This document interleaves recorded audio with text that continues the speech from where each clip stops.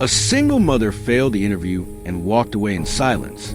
No tears, no arguments, no second chances. She took her 3 sons by the hand and stepped into the lobby. Executives watched. Whispers followed. They noticed the children first.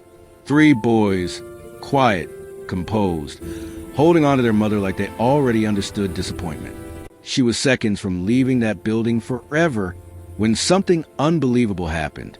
A man in a Navy suit came running across the marble floor. Not HR, not security. The billionaire CEO. He called her name out loud. And Robert, wait. The entire building froze. Speech balloon, why would a billionaire chase a woman who just failed an interview? Backhand index pointing right comment. What you think he saw in her? Because what no one knew was this. She had already saved this company once. She just wasn't supposed to be seen. And what happens next will expose bias at the highest level, turn rejection into reckoning, and prove why dignity is more powerful than desperation. Fire like if you believe talent should matter more than image. Bell subscribe. The truth is about to be revealed. And Robert failed the interview at exactly 11:12 a.m. No one said the words out loud. They didn't need to. She felt it in the way the room went still, in the way the panel's pen stopped moving at the same time, in the polite, rehearsed smiles that arrived too early, before any decision had been spoken, and didn't argue. She didn't cry. She didn't try to explain herself one last time. She simply stood up, thanked the panel for their time, gathered a thin leather folder she carried in with such care, and reached down for her children's hands. 3 small hands found hers instantly. Her sons rose from their seats without a word, as if they had practiced this moment before. And maybe they had, not in this room, not in this building, but in 100 other places where hope had quietly learned how to leave without making noise. The glass-walled conference room felt colder as and led them out. The hallway beyond stretched long and silent, polished floors reflecting light from the floor-to-ceiling windows. The kind of hallway designed to make people feel smaller the farther they walked. And heels clicked softly. Her children's sneakers made barely a sound. Executives noticed the children first. Their eyes followed the boys, clean, well-dressed, quiet in the way children become when they understand that adults are deciding something important about their lives. Some of the employees looked away quickly. Others watched too long. No one said anything. That silence was louder than rejection. The lobby of Andrew Dynamics opened up before them like a cathedral of modern success. Marble floors, steel accents, glass walls that let the city pour in. Sunlight flooded the space, bouncing off polished surfaces, turning everything sharp and bright, and had seen buildings like this before. She had walked through them many times, usually as a contractor, sometimes as support staff, almost always unnoticed. But today felt different. Today, she was walking out. Her son stayed close, one on each side, the youngest slightly behind, his small fingers wrapped tightly around her hand, and kept her shoulders straight. She refused to let this building teach her children what begging looked like. And Robert had not planned to bring her children to the interview, but life as a single mother rarely respected plans. The babysitter had canceled at 7:03 a.m. and had stared at her phone for a long moment, calculating options that didn't exist. The interview was at 10:30. Missing it would mean losing the chance entirely. Showing up with her children would mean judgment she could already feel forming. She chose to show up because survival doesn't pause for convenience. For years earlier, Anne's husband had died on a rain-slicked freeway outside the city. One moment, she was planning dinner. The next, she was standing in a hospital hallway listening to words that didn't sound real until they became permanent. After the funeral, the casseroles stopped coming. The phone calls slowed. Life resumed for everyone else. For it rearranged itself into survival. She became a mother who slept in fragments. A woman who learned how to stretch groceries across days. Someone who worked when the house was quiet and rested when the world demanded she move again. 2 remote jobs at night. Contract operations worked during the day. Emails answered while braiding hair. Calls taken while folding laundry. Invisible labor. The kind companies relied on but rarely respected. Her sons grew up learning patience too early. They learned not to ask for things at the store, learned to recognize when mom's silence meant numbers weren't adding up again, and hated that part most. The role at Andrew Dynamics had felt different from the moment she read the posting. Operations coordinator, full-time, benefits, stability, health insurance that didn't require prayer before every doctor's visit, a chance to stop calculating grocery totals before reaching the register, and had read the description 3 times, sitting at her kitchen table long after the boys had gone to bed. She recognized herself in the responsibilities, vendor management, crisis logistics, executive coordination. She had done all of it, often under worse conditions, often without credit. She didn't exaggerate her resume. She didn't need to. That morning, she dressed carefully. Tailored jeans that a fitted red top, heels she had bought years ago and kept immaculate. Professional without apology. Her posture was calm, controlled. Her sons stood beside her like anchors when they entered the building. The receptionist's smile had faltered just slightly when she saw them, and was used to that. Inside the interview room, the first 10 minutes went well, very well, and spoke clearly about her experience, how she coordinated vendors across multiple states during supply disruptions, how she managed executive schedules under pressure, how she handled crisis situations without escalating panic. The panel nodded. One interviewer leaned forward, interested, and felt something she hadn't felt in a long time. Hope. Then the questions shifted. Are you currently employed full-time? I work contract-based operations roles, and answered evenly. And childcare, one of them asked, glancing, not subtly, toward the boys seated quietly near the wall, and met his eyes. I manage. A pause followed. The room changed temperature, and with this role present distractions? The word hung there, carefully chosen, sharp enough to cut without leaving a visible mark, and understood exactly what he meant. She answered anyway. My work record speaks for itself. The panel thanked her politely, too politely, and recognized the tone immediately. She had heard it before, at other tables, in other rooms, always after someone decided her life was too visible. She stood before the rejection could be spoken. She would not let her children hear it. Now in the lobby and pushed the revolving door slowly, letting her son step through first. Cool air brushed her face. The building loomed behind them, all glass and authority, indifferent to the lives that passed through it, and exhaled. She had done what she could. That had to be enough. Then a voice cut through the hum of the lobby. And Robert, please stop. Her name echoed off marble and glass. People turned and froze. Her youngest son squeezed her hand. Mom. She turned slowly. A man in a navy suit was moving quickly toward them, his ties slightly loose, urgency written plainly across his face. Conversation stalled. Security straightened. Employees stepped aside without being told, and recognized him instantly. Mark Andrew, founder, Billionaire. Her heart pounded, not with hope, but with caution. He stopped a few feet away, breathing hard, as if he had run farther than the lobby allowed. I saw your interview, he said, and his jaw tightened. Then you saw me fail. No, Mark Andrew said quietly. I saw you dismissed. He glanced briefly at her children, then back at her, his voice lowered. May I have 2 minutes? And hesitated. Every instinct screamed to leave. She had already been judged, already measured and found inconvenient. But something in his tone wasn't condescension. It was conviction. She nodded once. If you were, and would you have stayed and explained, or walked away like she did? Drop your thoughts in the comments. Mark gestured gently back toward the lobby, just a few steps. Not into an office. Not behind closed doors. In the open, where everyone could see, and tightened her grip on her son's hands and followed. She didn't know yet that this moment, the one she almost walked away from, would change everything. File like this story if you believe dignity matters more than desperation. Bell subscribe. What happens next changes everything. The lobby of Andrew Dynamics had never seen a billionaire run. People felt it before they understood it. Conversations broke off mid-sentence. Phones paused in mid-scroll.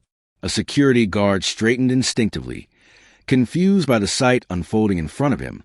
Mark Andrew, founder, CEO, the man whose name was etched into the steel and glass of the building, was moving fast across the marble floor, not walking, not striding with practiced authority, running. And he wasn't running toward an investor or a board member or a politician. He was running toward a black woman, holding the hands of 3 children, already halfway to the door. For a moment, the hierarchy of the building cracked, and felt it before she turned around. That subtle shift in air, that unnatural quiet that followed her name echoing through the lobby. And Robert, please stop. Her spine stiffened instantly.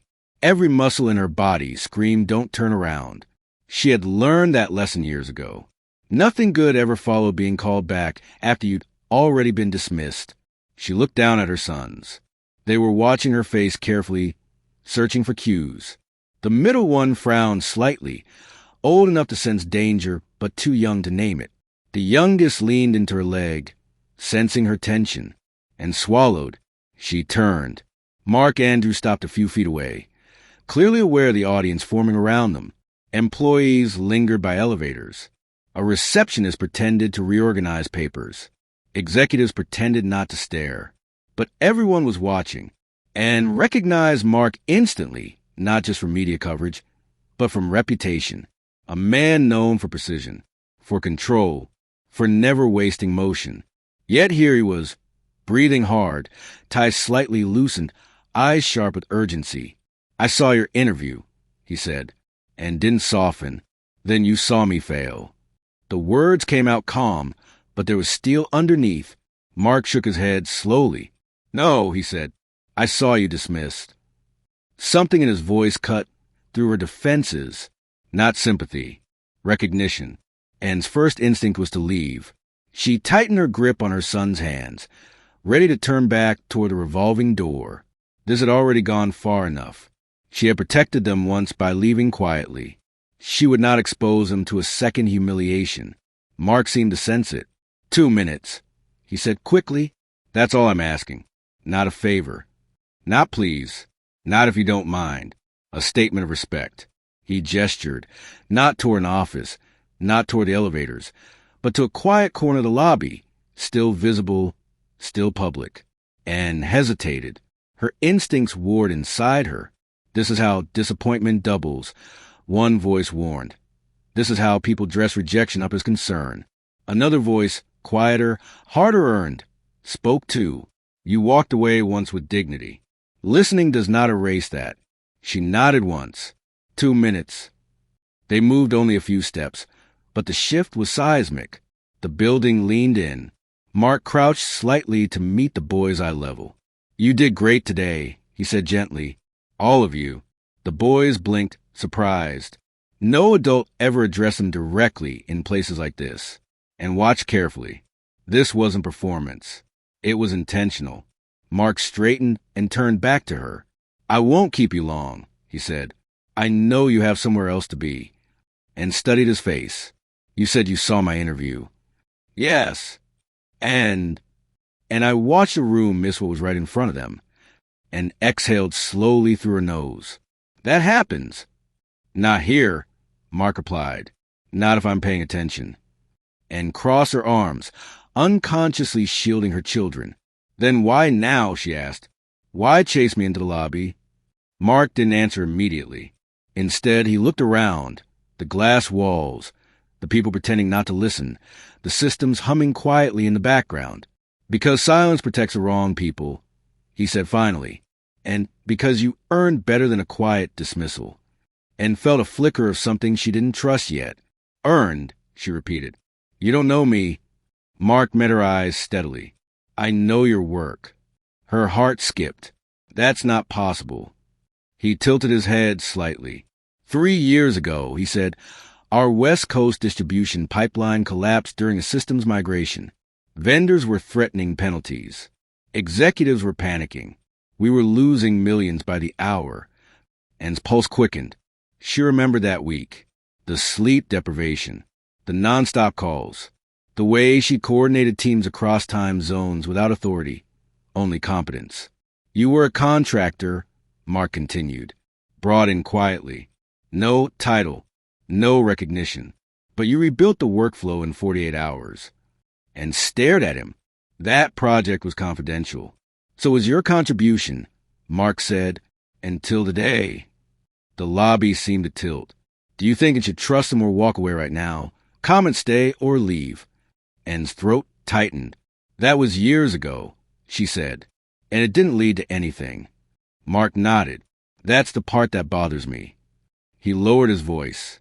You solved the problem my senior team couldn't, and then you disappeared back into the system. And felt anger flare, hot and sharp. I didn't disappear, she said. I was sent back. A pause. Mark didn't contradict her. That's why I'm here, he said, and Sons shifted beside her.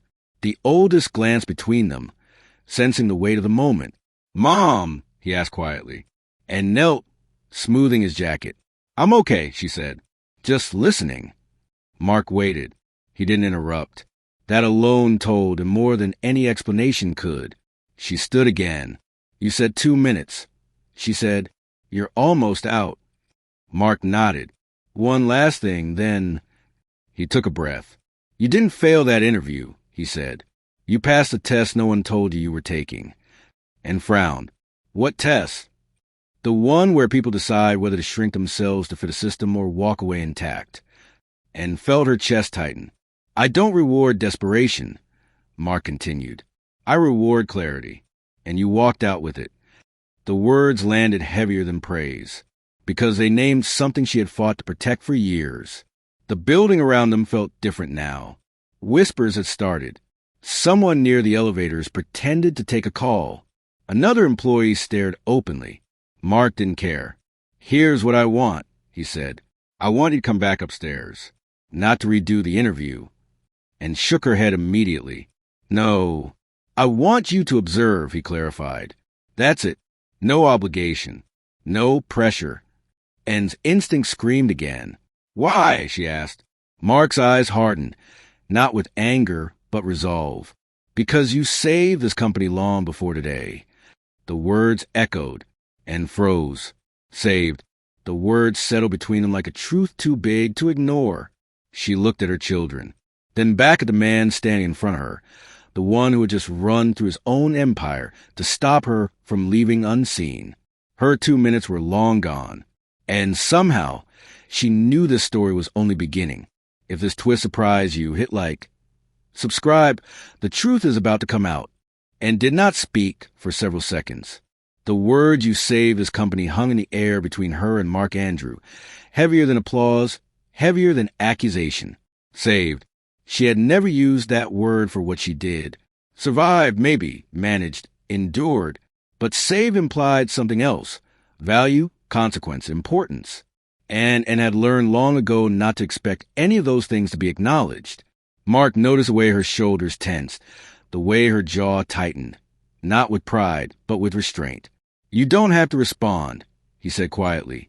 I'm not here to collect gratitude. And let out a breath she hadn't realized she'd been holding. Good, she said, because I don't have any to give. Mark nodded once, accepting the boundary. They stood there for a moment longer, the lobby humming around them like a machine that had never learned to see the people powering it. Then Mark spoke again. Do you remember last February? He asked. Ann's mind moved instantly. Months flipping back were like files pulled from memory. Which crisis? She asked flatly. A flicker of something. Respect, maybe, passed across Mark's face.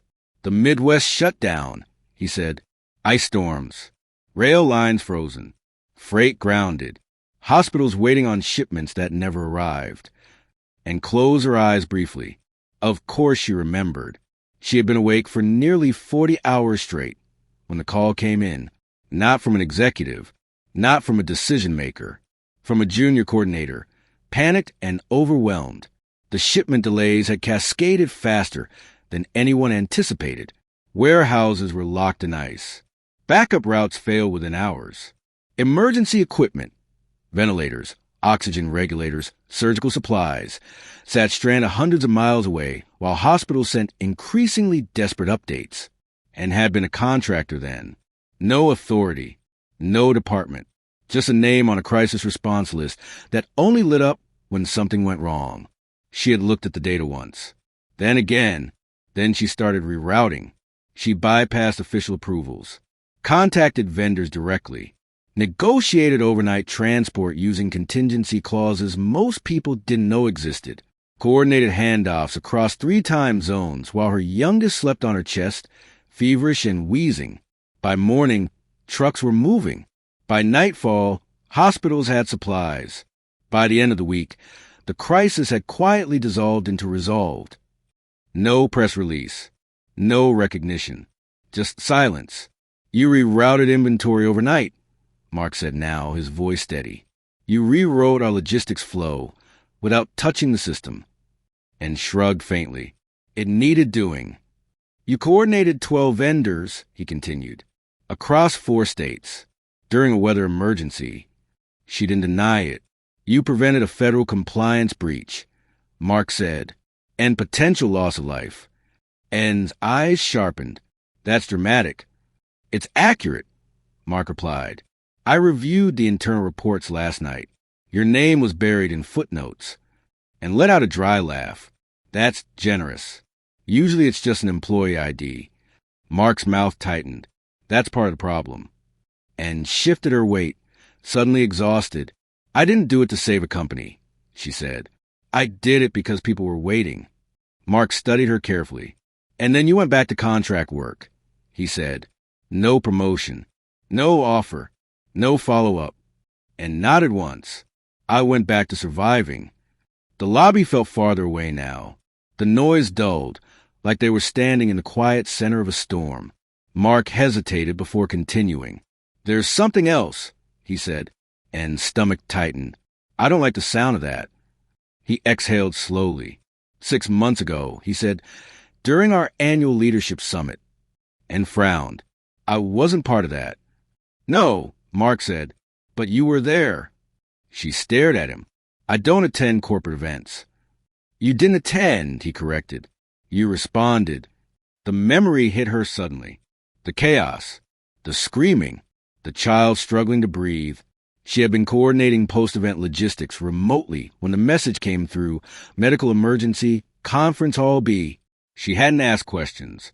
She had grabbed her kit and moved.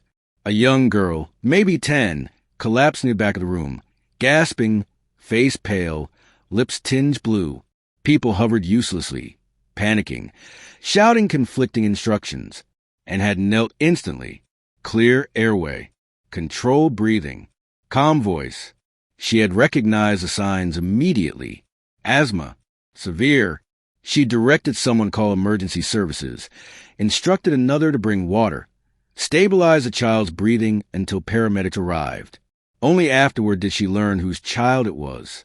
Mark's niece. She's alive because of you, Mark said quietly, and throat tightened. That's not true, she said. The paramedics. You kept her alive until they arrived, Mark interrupted. That matters. And looked away. I did what anyone should. Mark shook his head. Most people freeze. Silence stretched between them again, and felt something crack. Not pride, not relief, fatigue. Bone-deep exhaustion from carrying weight no one ever noticed. I didn't ask for recognition, she said softly. I didn't even expect it. I know, Mark replied. That's why this matters. Mark straightened slightly, his expression hardening, not at but at something internal. I watched your interview live, he said. I don't usually, but I've been reviewing our hiring processes. Ann's lips pressed into a thin line. And what did you see? I saw a company I built repeat a mistake I hate, he said, confusing comfort with competence, and nodded slowly. They always do. Mark's voice sharpened. They question your childcare, not your experience. They questioned your availability, not your results. They saw your children before they saw your record, and met his gaze. That's how it works. Mark clenched his jaw. It shouldn't. He took a breath, clearly choosing his next words carefully. This company rewards polish, he said. Clean narratives, uncomplicated lives. And let out a humorless laugh. Then I was doomed the moment I walked in. Yes, Mark admitted, and that's on us.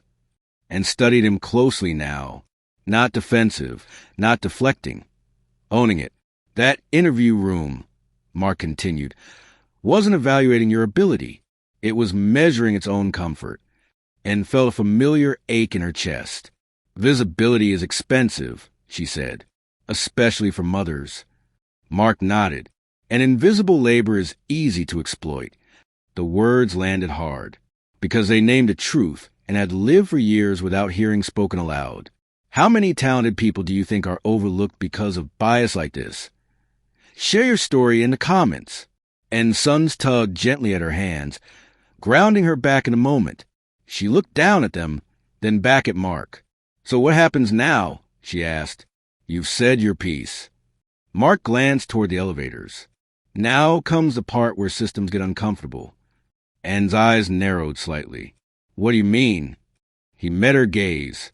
They're coming down here, he said. Right now. Anne followed his line of sight. The elevator lights blinked. Descending. Her pulse quickened. She knew what that meant. The interview panel. HR. Decision makers. The people who had smiled politely and dismissed her minutes earlier. They were coming. Publicly. And tightened her grip on her son's hands. Her instinct to shield them flared again. Mark noticed. You don't have to stay, he said quietly. You can leave now. Everything I've said stands either way. Anne considered it. Walking away again would be easy. Cleaner. Safer. But something inside her had shifted. She had been invisible long enough. She looked at the elevator lights again. Then back at Mark. No, she said calmly. If they're coming, I'll stay. Mark nodded. Good. The elevator chimed, and the doors began to open.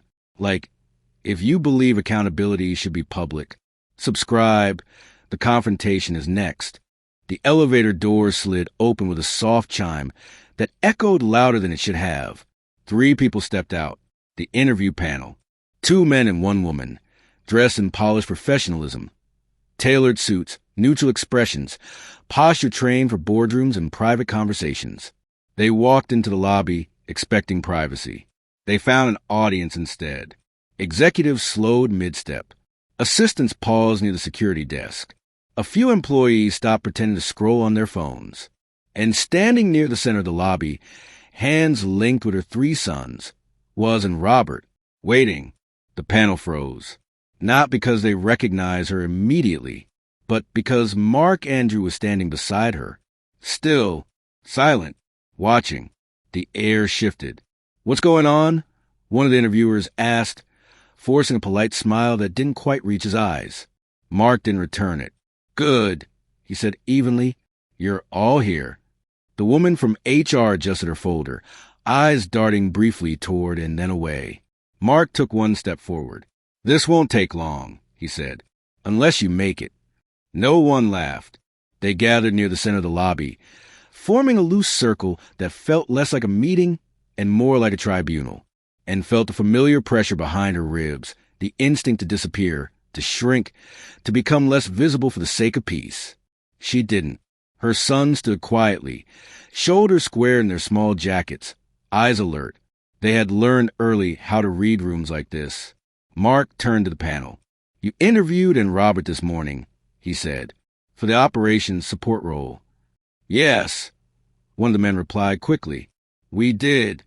And you rejected her. The words landed plainly. No cushioning.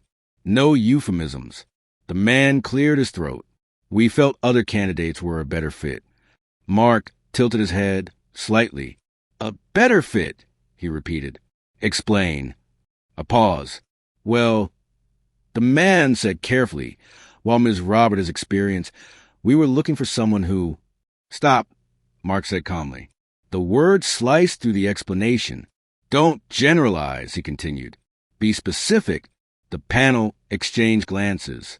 The HR representative stepped in. It's about alignment, she said. Company culture. Professional image. Mark's eyes sharpened. Professional image, he repeated. Define that. Another pause.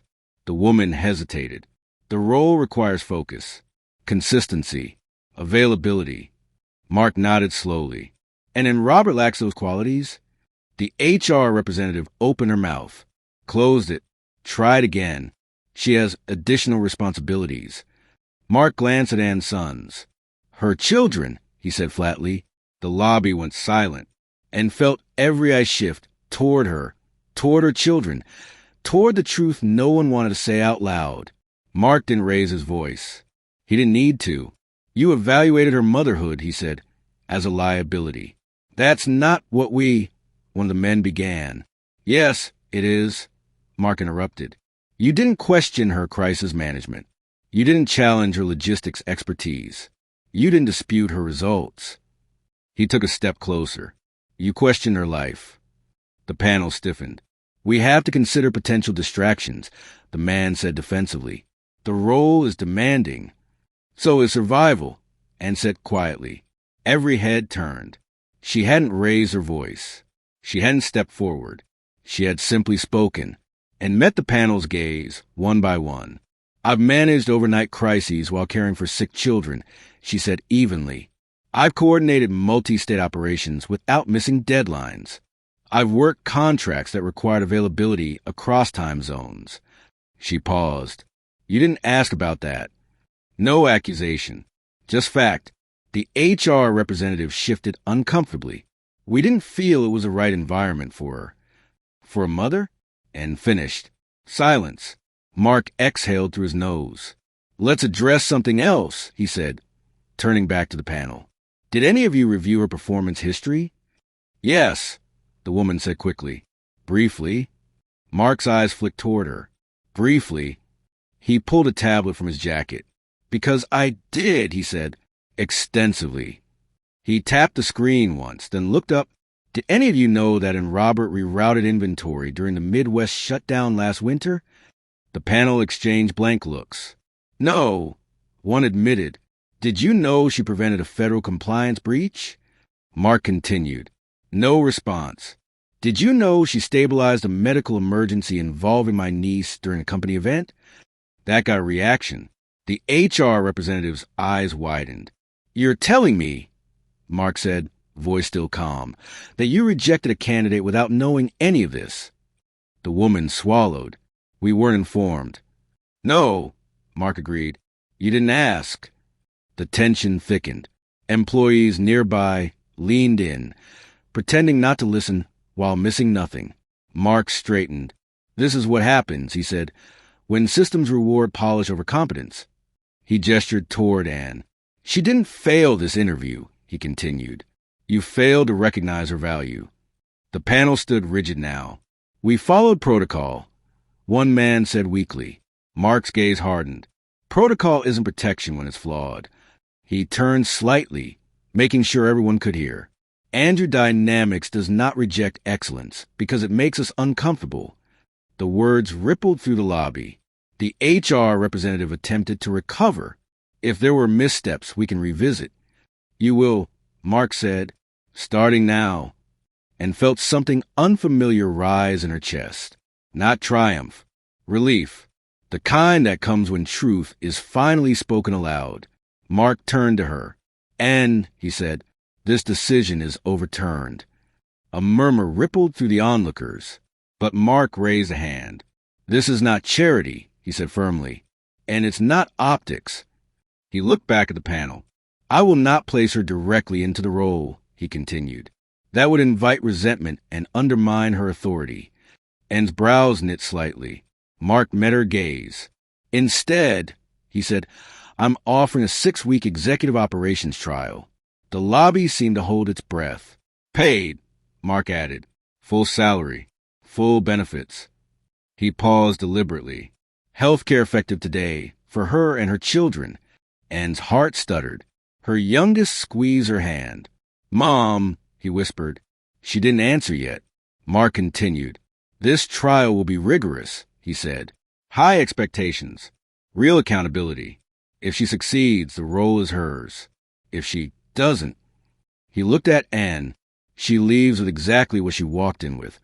Her dignity. And studied him. The panel. The watching crowd. This isn't a favor, she said. No, Mark replied. It's an opportunity. And if I say no, she asked. Mark didn't hesitate. Then you walk away, he said. No consequences. No pressure. And looked down at her sons. At their faces. Hopeful, wary, resilient. She looked back up. I accept, she said calmly. But I earn it. Mark nodded once.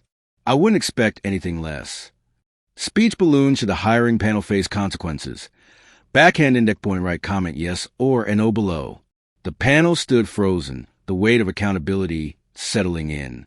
Mark turned to them one last time. We'll discuss internal reviews later, he said. For now, you're dismissed. They didn't argue. They couldn't. They walked back toward the elevators, smaller somehow than when they arrived, and remained where she was. Still standing. Still seen. Like if you respect offers that preserve dignity. Subscribe. The hardest part is still ahead. And Robert's trial began before dawn. Not ceremonially.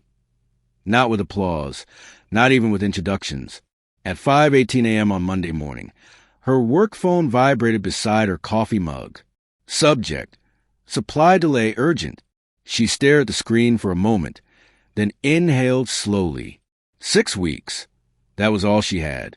No margin for mistakes and grace period, and assumptions of goodwill. She rose quietly so she wouldn't wake the boys, slipped into the kitchen, and opened her laptop. The fire had already started. By 7:30 a.m., and was seated at a temporary workstation on the operations floor of Andrew Dynamics. No corner office, no assistant, no buffer.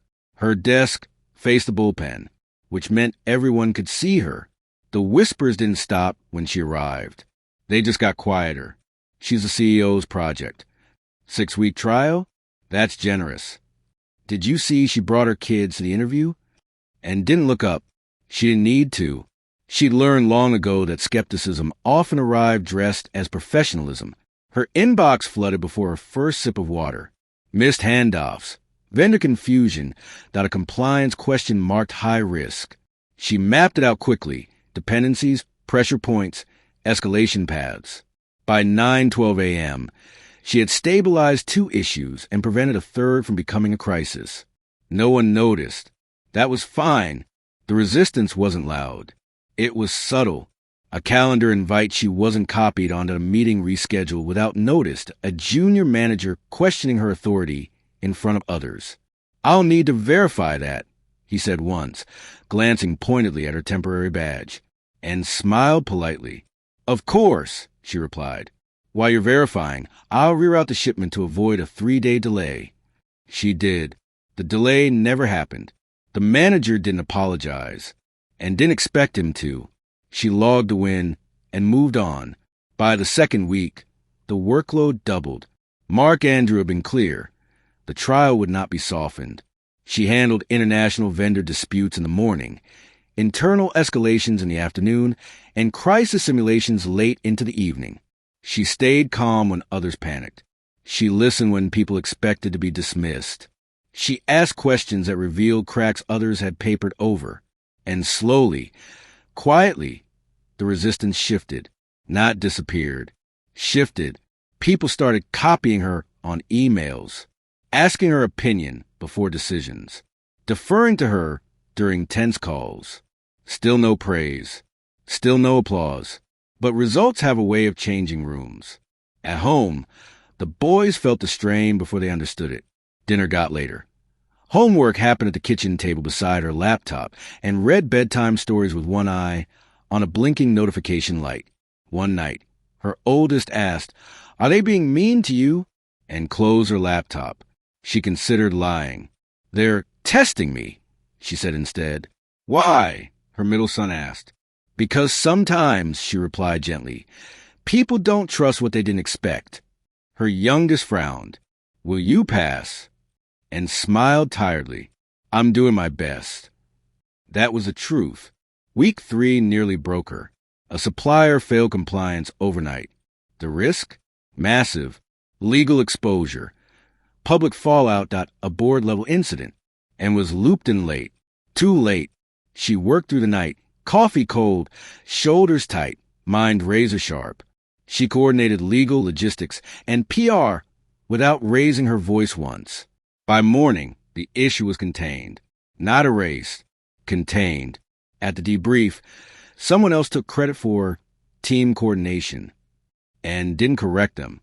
Mark Andrew watched from the back of the room. He said nothing. Neither did she. By week 4, the tone shifted again.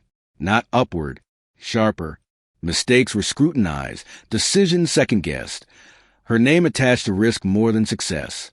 She felt it, the unspoken hope that she would slip, that she would confirm their bias, that the trial would end quietly.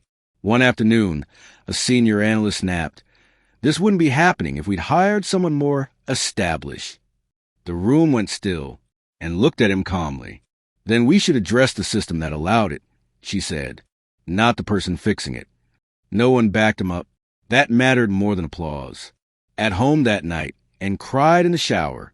Silently, briefly, she thought of her husband, of the plans they'd made, the life they'd expected. She thought of how tired she was, and how she would keep going anyway, because stability wasn't abstract. It had faces, 3 of them, by the final week, and was no longer invisible. She was indispensable. When a cross-department conflict threatened to delay a major rollout, people looked to her without being told. When a junior employee froze during a presentation and stepped in not to correct, but to support, she didn't lead with dominance.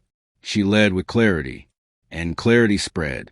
On Friday afternoon, an email arrived. Subject: final evaluation Monday, 10 a.m., and stared at it longer than she needed to. 6 weeks distilled into 1 hour. She shut down her laptop. That night, she cooked dinner without multitasking. They laughed. They ate too much dessert. At bedtime, her youngest hugged her tightly. "Did you win?" he asked, and kissed his forehead. "We'll see," she said. Monday came. The conference room was full. Executives HR, Mark Andrew, and took her seat, spine straight, hands steady. No folder, no speech, just her work. Mark nodded to her once. The evaluation began. Questions, metrics, outcomes, and answered clearly. When they asked about challenges, she didn't deflect. She named them, owned them, explained how she solved them. When they asked about leadership, she didn't describe herself. She described her team. The room listened, not politely, attentively. Mark leaned back, unreadable. The final question came. "Why should this role be yours?" And paused. "Because," she said evenly, "I already did it." Silence followed. Not awkward. Heavy. The evaluators exchanged looks. Mark folded his hands. "Thank you," and, he said, "you can step outside." She stood. She walked out. And for the first time since the trial began, she waited. Speech balloon, have you ever had to prove yourself twice as hard? Backhand index pointing down comment, yes, if this feels personal. And sat alone in the hallway, heart steady, mind quiet. Whatever happened next, she had earned it. Fire like if effort should always beat entitlement. Bell subscribe. The final verdict is next. And Robert sat alone in the hallway outside the executive conference room. The door was closed. Not dramatically. Just closed. She didn't pace. She didn't check her phone. She didn't rehearse answers she'd already given. For the first time in 6 weeks, there was nothing left to do. She rested her hands in her lap and waited. Inside the room, voices murmured low, indistinct. Papers shifted. A chair scraped softly against the floor. And stared at the opposite wall and thought about how familiar waiting felt. Waiting for test results. Waiting for callbacks. Waiting for bills to stop arriving. Waiting had been the soundtrack of her adult life. But this was different. This time, she wasn't waiting to be chosen. She was waiting for acknowledgement. The door opened. Mark Andrews stepped out first. He didn't smile. He didn't gesture dramatically. He simply looked at her and said, "And come in." She rose smoothly and followed him back into the room. Everyone was seated.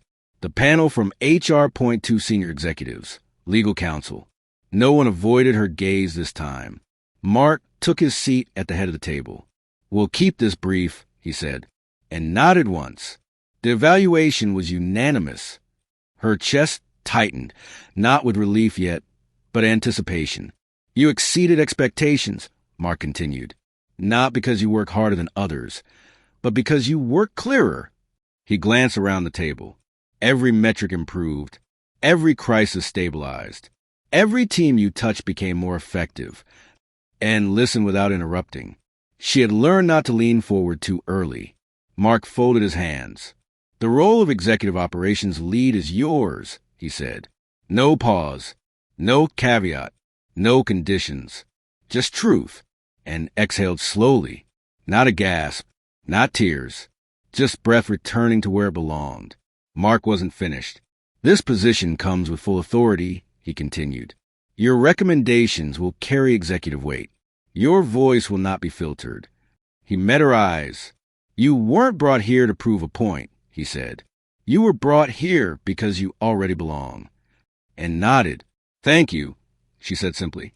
That was enough. Her first official day began before sunrise.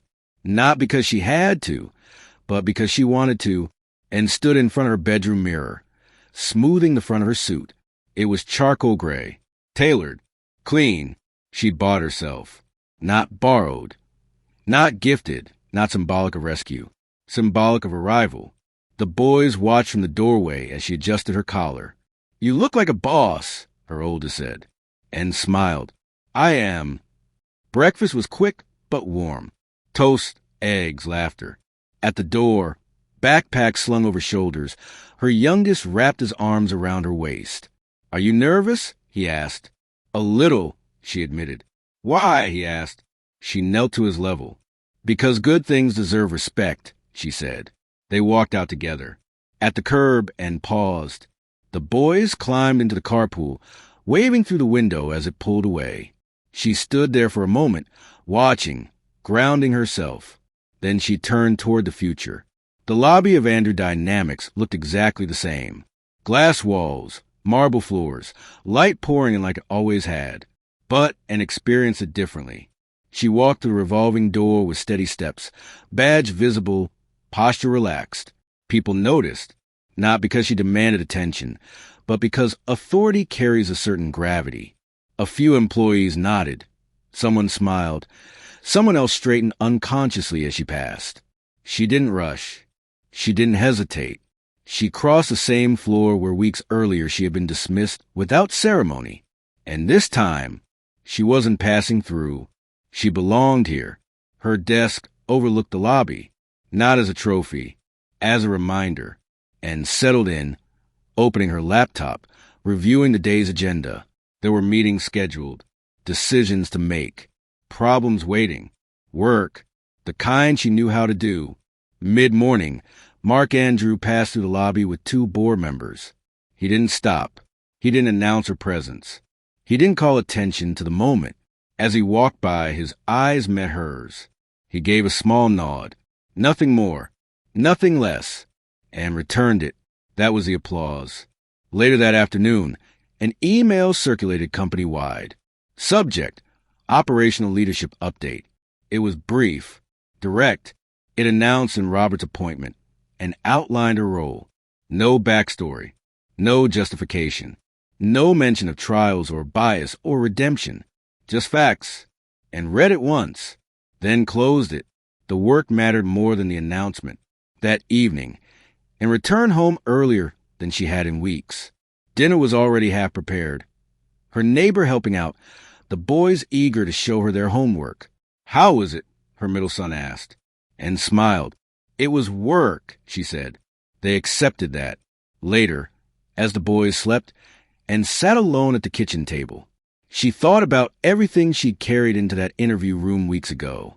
Grief, fatigue, hope tempered by experience. And how she had walked out, not broken, not begging, not invisible. She had walked out intact. That mattered. And didn't tell her story loudly. She didn't frame it as a miracle. She didn't describe herself as lucky. When asked, she said, I did the work. And when other parents asked how she managed, she said, I didn't wait for permission. The system hadn't saved her. A man hadn't rescued her. She hadn't been chosen because someone felt generous. She had been seen because her work made her undeniable. That distinction mattered. To her, to her children, to anyone watching quietly from the margins, wondering if dignity could survive ambition. Weeks later, and past the lobby again, this time with a junior employee beside her, nervous, talented, underrated, and listened as a young woman spoke, asked questions, made space, as they walked, and caught a reflection in the glass. Not powerful, not flawless, but grounded, whole. She hadn't arrived to take space from others. She had arrived to widen it. Speech balloon, what part of Ann's story moved you the most? Backhand index pointing down, share it in the comments. Red heart like this story if dignity matters. Bell subscribe for more powerful stories like this. Outbox Strays, share this with someone who needs to be seen.